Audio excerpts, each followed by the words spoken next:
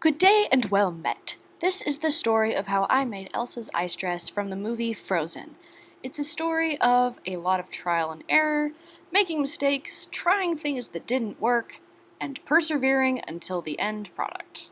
I hope you enjoy.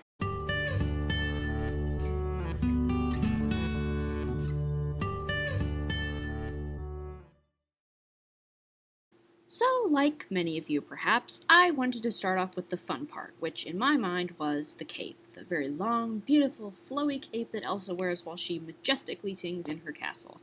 I used some tulle from Joann's and made a basic flaring rectangle shape with a couple of simple seams and prepared a decoration out of some fabric I found in the remnant section, also at Joann's.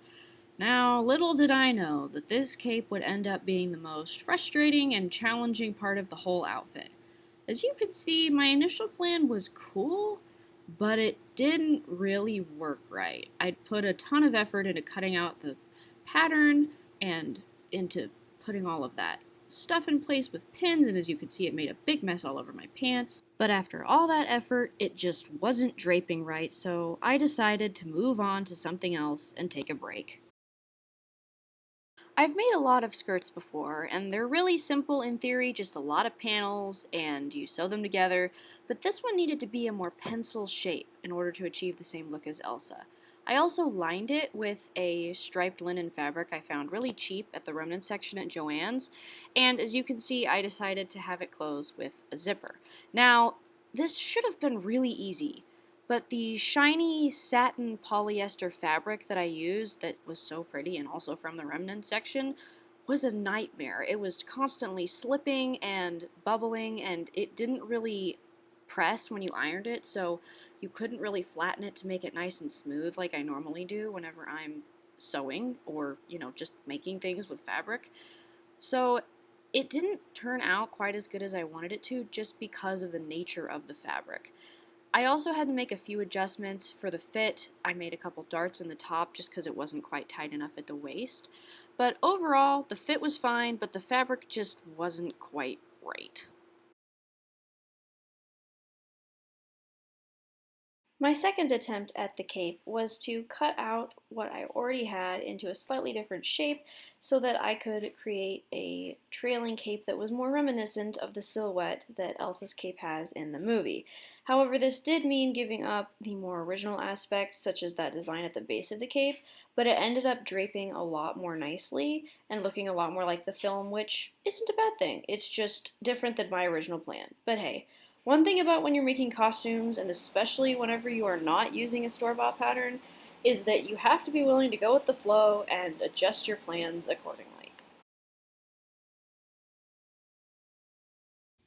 The bodice is made from the same fabric as the skirt, and I cut it out in a sort of corset-inspired pattern. In fact, it was originally meant to be a corset.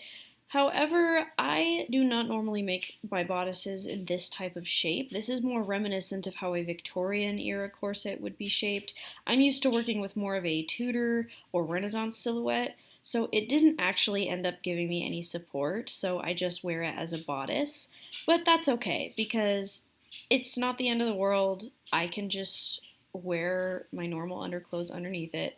And it closes with eyelets as you would normally have on a corset. But the nice thing about working with this style of corset versus the more Tudor or Renaissance era ones is that I can use bunny ears lacing up the back. So no more having to thread the lacing while it's on me. I can have it already laced up and then just tighten it, and it is so much easier to put on.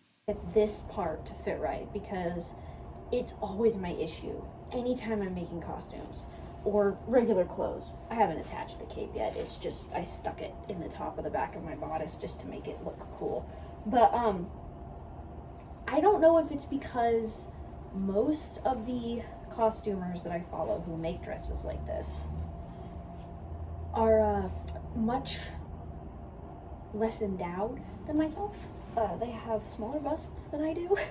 And so I've found that where a lot of sewing YouTubers can just make a very basic, very loosely structured bodice with a couple pieces of boning, call it a day, and not wear a bra, I am not gifted with that ability.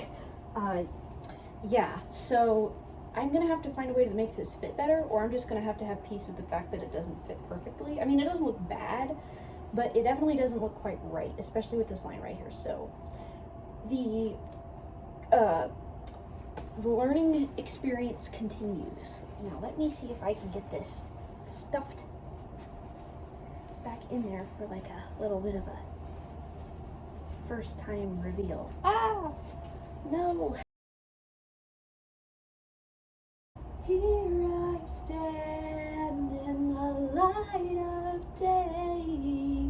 Let the storm rage on. The cold never bothered me anyway.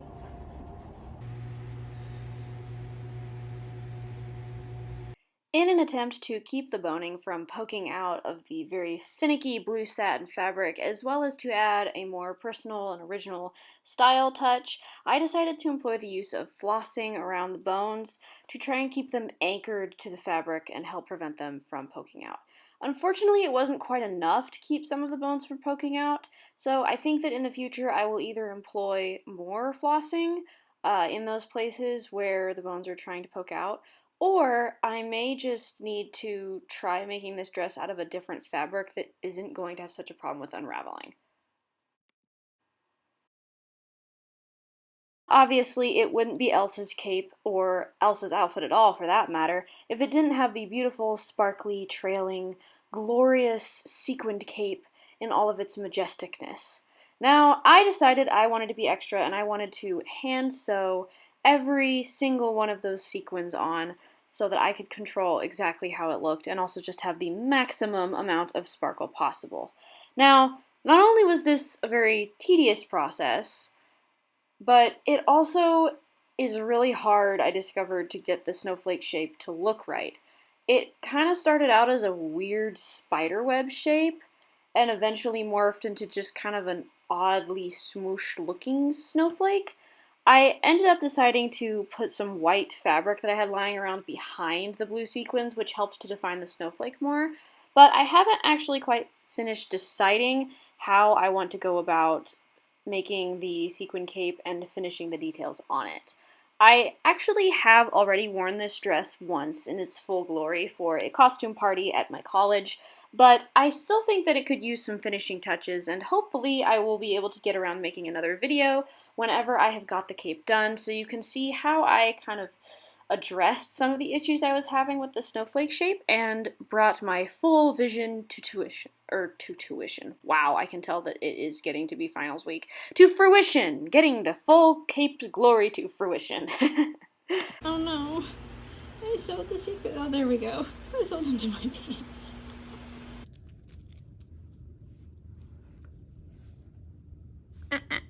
Get off my fabric.